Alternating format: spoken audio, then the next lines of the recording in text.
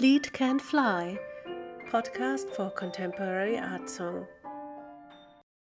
Hello and a warm welcome to Lied Can Fly. My name is Sabine Berg. I'm writing contemporary art songs as a poet for more than 15 years with contemporary composers, and I started this podcast to make Lied more digital and open to the digital world so that every listener and user who is interested in it could have access to it, because most of the times it's just sleeping, in German we say in a Schublade, after a performance, and then so many of the new contemporary repertoire lieder can't be heard. So I started this podcast last year, and in Germany I'm very happy and proud that we had 14,000 listeners.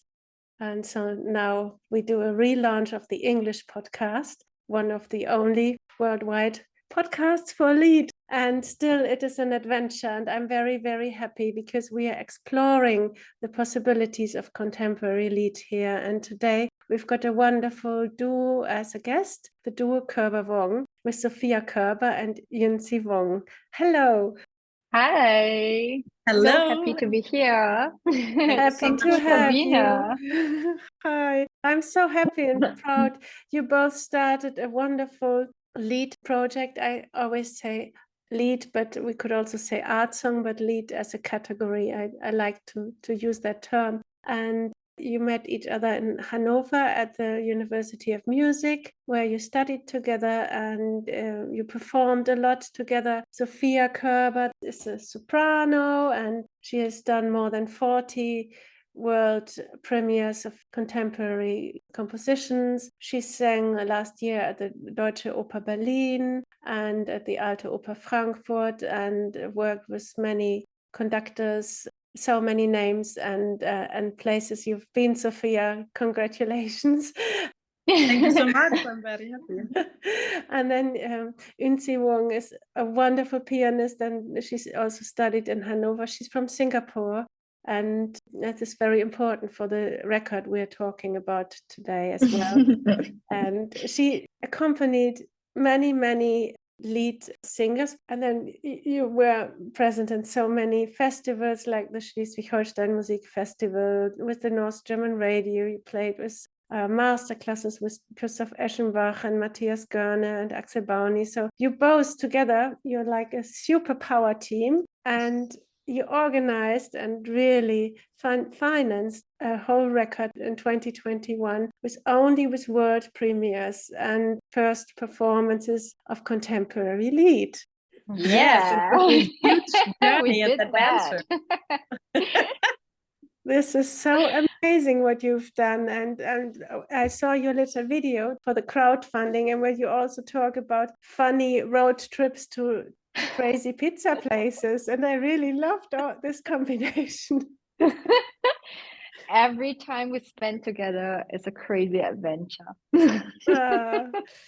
And was this record a crazy adventure as well? It's called Tabumator, and the concept of the record is to talk about fear, anxiety, sexuality, and what we call taboo of the society. And you collected composers with art songs who deal with many difficult topics. How did that idea come to you both? Yeah, it was a long time ago. We play and sing together since years, and someday we just thought it would be so nice to have something in our hands to show the Lied word is so precious, and so it can be so new also for today to express ourselves in a modern way, but with really wonderful poems also from older times. So we played and sing together many programs, and then we thought it would be so nice to have something also for future time to document that. So we worked a lot with our good friend Snezana Nesic, which is the female composer also of this song. But we had in mind also an older song cycle by Hermann Reuter, which we wanted to perform, and we thought it would be so nice also to have a record of this old-fashioned Lied style, but in combination with all the world premieres, also from Eliza Kramer from Canada, a Clitoris song, or with Amerigo, which is a friend of Yunzi from Singapore. Yeah, so you had composers from Europe, and Canada, Yes. and Singapore, and Yes. so very international. And today we picked one of the songs. It's called Lady Dada von Berlin Kreuzberg, Lady Dada of Berlin Kreuzberg. And it's about Elsa von Freytag-Loringhoven, who was one of the most known Dadaist women in New York. And she was a friend of Peggy Guggenheim and Djuna, and she lived in the same house as Marcel Duchamp, and Man Ray and Marcel Duchamp made a movie about her, and she wrote many, many poems. And in the Little Review, it was a poetry anthology, and she was published next to James Joyce Ulysses, and she had, in 4 years, from 1980 to 1922, she had 21 poems published. So she wasn't only a crazy activist, a naked ready-made. She was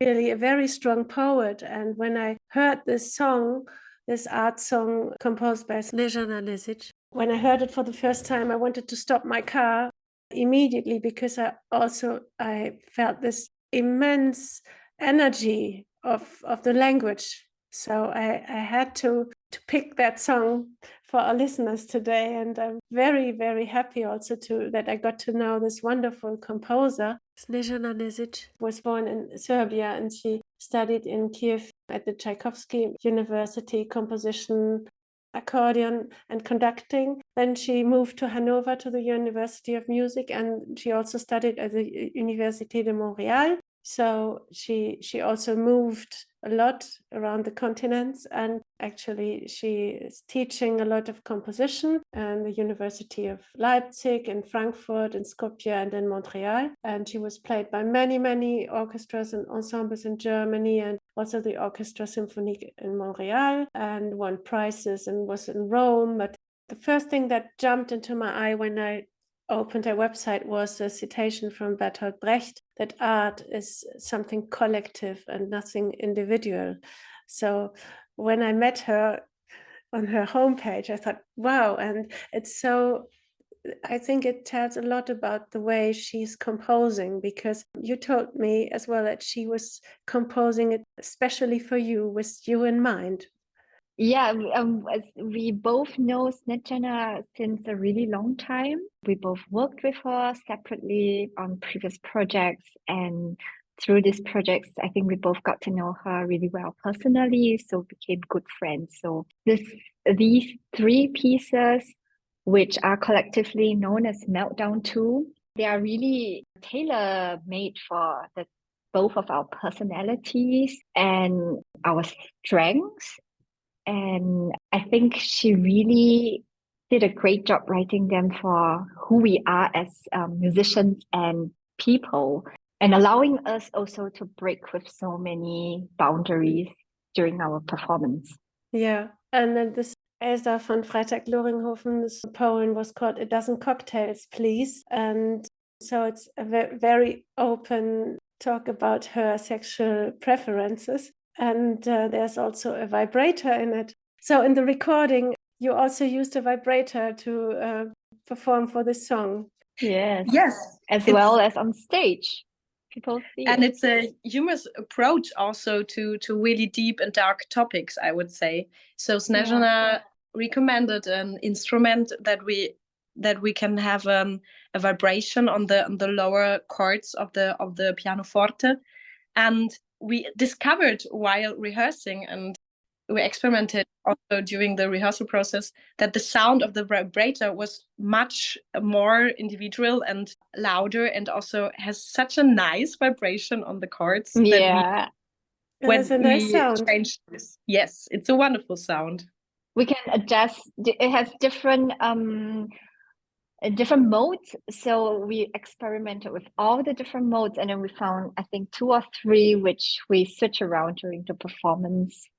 And in the booklet, and see, you've wrote that you came from Singapore from a very open-minded family, but when you came to Europe, you were confronted with certain taboos of, like, the well-behaved daughter. And so was it also a step to free yourself by getting to know works of art and Elsa von Freytag-Loringhoven and all these different cultural influences. Absolutely. I would say our performances would be something where I wouldn't invite my mother to. But yeah, it has been a really liberating time for me here. And yes, also to explore all these different ways of expressing ourselves without constrictions in our art forms. Yeah, Yes. and it goes so well. It is not only about sexual topics, it's also about fear and death and many different basic human topics that all the Yes. different art songs touch in this record that you've done. And that's such a big and wonderful panorama. And so I just picked maybe one of the craziest with Lady Dada, but I was really overwhelmed about her biography, and she had a very wild life and also very dramatic because she died in Paris from gas, and nobody knows if it was a suicide or just somebody who lived with her. But in her time, she lived in Berlin and Rome and Munich and France, and then she also lived in New York for 10 years. So that was a very, very brilliant time where she got to know all these big artists, and she ran around with black lips, a stamp on her cheek, and 5 dogs with a golden leash, and with a flashlight on her bum. Of course. What else? So it's very crazy. And the only thing, when I read about her biography, I was asking myself, because I always like to look for the gap, so something that is not talked about. So whenever I do a research, I always try to find the gap. And I found a gap that it was almost about her biography and her 3 marriages and her many, many lovers and her outfits. But I didn't find many artworks, and she must have been a very good artist, because her 21 poems, were published in the Literary Review. And I also saw a sculpture called Limbrish Ornament. If you do a research on it, I can't really explain it in English. It's quite complicated to say Vorhangquaste in English, but it is a tassel, a curtain tassel. Wow, you're wonderful. That she used as a whip, and that was fixed to her clothes when she was having her walks around New York. But the sculpture she did of this is just really very strong. And I would have liked to see more of her artwork and her sculpture. And I just found a letter with a poem called Ancestry, where she talked about her dad, who was a drinker, and her mother was a pianist. She died very, very young, when Elsa was 19.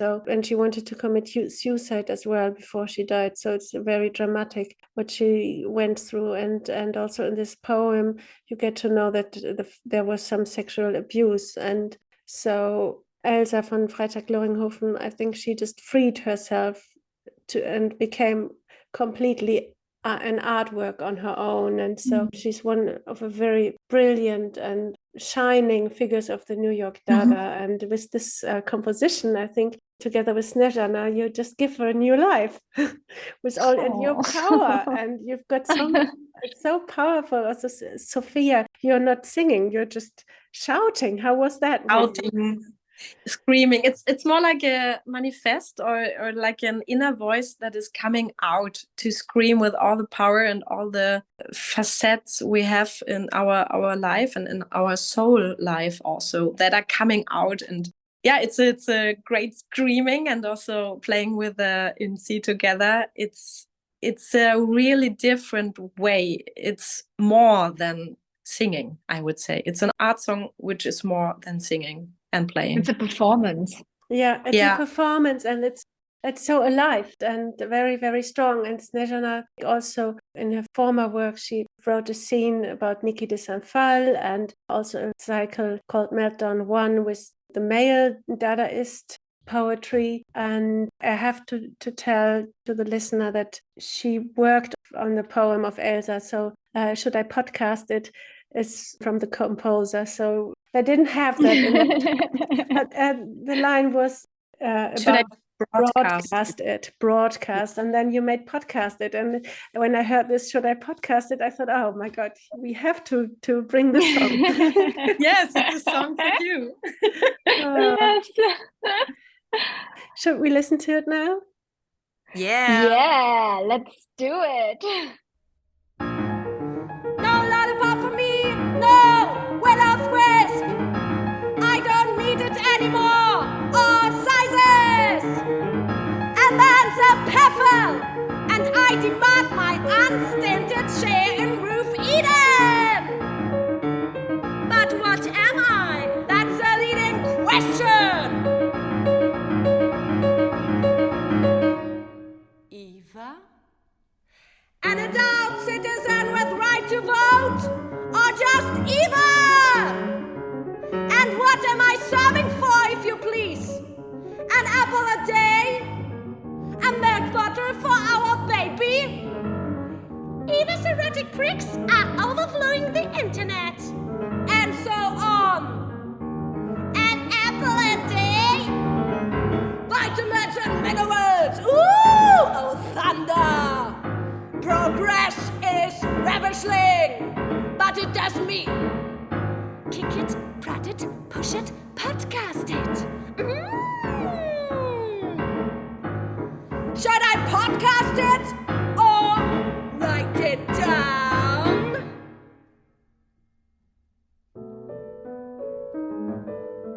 But a sissy poet has insufficient chemicals and Freudian context for being a pop star.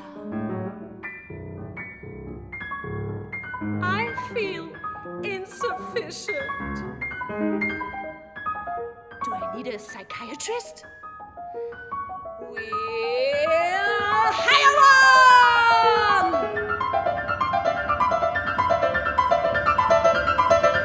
Oh, not that! That's the trouble!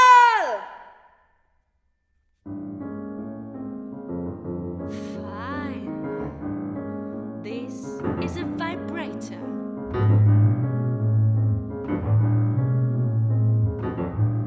Ooh, I like that.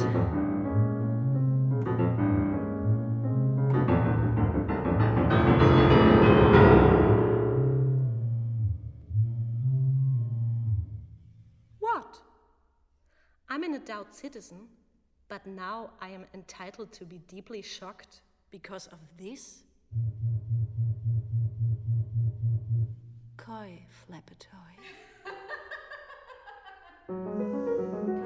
So are we, the adult citizens of this planet, when it comes to the progress. Especially when the truth penetrates a lie. Oh, that's a lightning idea. Should I podcast it or write it down? Why not? I'm sophisticated enough. But, dear, I ain't queer. I need it straight. A dozen cocktails, please.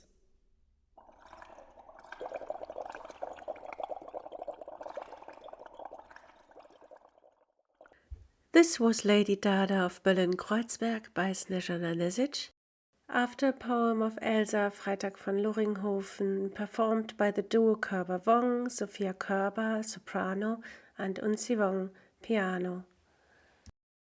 Wow, this is such a strong statement that you made with this song. I'm just speechless when I hear this performance. It's for me, it's pure art. Does it feel the same to you? Yes, definitely. It's such a expressive art song, and we had all the possibilities to express ourselves, but also this wonderful old poem by Elsa von Freytag-Loringhoven. Yes. And sorry, I just wanted to say, performing this song, it's so exciting because it's really a song where we react so much spontaneously to each other on stage, and we have really so much fun with the song.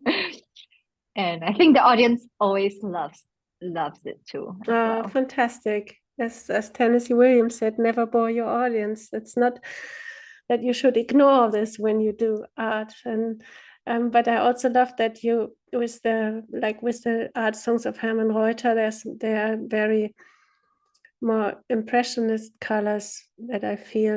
And so this is a very expressive song and performing song, and Hermann Reuter sounds more classic, but also like a painter. And in C, I saw that you also showed some of for your recitals, you do sometimes paintings, and I really loved them. So Thank you. And I think it's important. It's wonderful when pianists are painters as well, because then they really know to work with the musical colors as well. And I feel when you do in your Tabula Mater CD that you touched many different colors of human condition. So, thank you. I'm very, very happy about the variety, and the strength of your big baby. We tried our best. We tried our best. Oh, and are you going to plan a second record now? Because it's such an amazing record you've done, Tabula Mater, and I just hope that, you must have many composers where you could just start a whole series of records. Well, we definitely have more than enough repertoire for a second CD. After we brought out the CD, we had a lot of other concerts where we also did mainly modern music, and we had people writing for us. Like, for example, last year we premiered this also crazy work from Michael Maria Ziffels that was also written specially for us and our personalities, and also deals with a lot of taboos, or not really taboos, but deals with a lot of interesting topics. We are open to making a second CD if we ever have the chance to.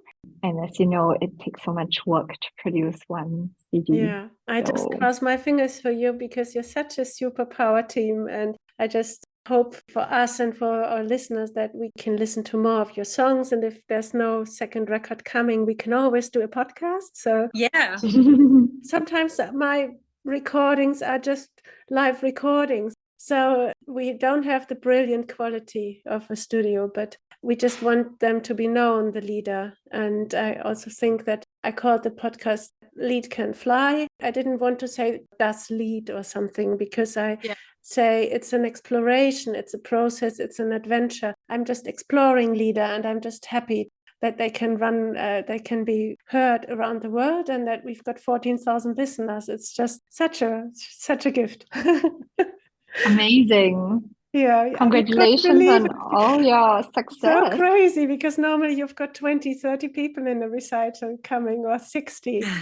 Maybe definitely. 80, but now I've got 100 in a day, and sometimes 300 in a day. And that's just amazing. But on this part of the interview, I've got to say that I just started a platform on Steady, also for Lead Can Fly. Mm-hmm. So if you want to support my work, I will be very happy. I'm building a community on Steady. You can give the amount of money you want to give. You can participate for a month or for a year, or you start for a month and then you stop whenever you want. You can get the newsletter and just get to know how the podcast is evolving and developing. And I'm doing it for a year now, every fortnight, and it's so much work. I'm also cutting every episode, so we are very, very happy, and we need a little bit of support. We are happy and curious about the community that is going to happen on Steady. And so I just invite you all to have a look at the homepage of Steady. And when you write Lead Can Fly, you will find the homepage